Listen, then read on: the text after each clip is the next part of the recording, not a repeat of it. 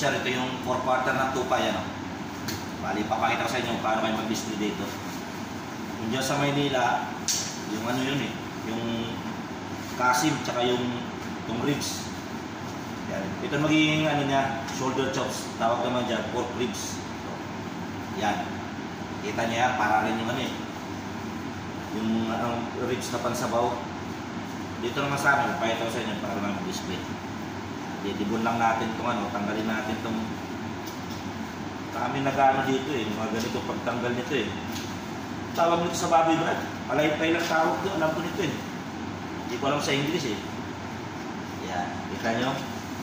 Ganyan lang. Tapos dito kasi maliit lang. Babaliktad yung baboy, malaki yun, kaya dinudukot lang nila eh. Kinikis-kis to. Tapos ganyan pare sa baboy. Alright. Ganyan. Kailaman pa. Kaya ganyan lang. Yan o. May mga makikinis kahit sa baka eh. Yan.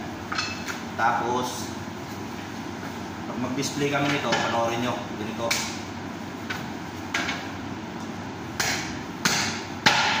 Bali, buo lang siya na i-display. Yan ang lamb 4/4. Okay?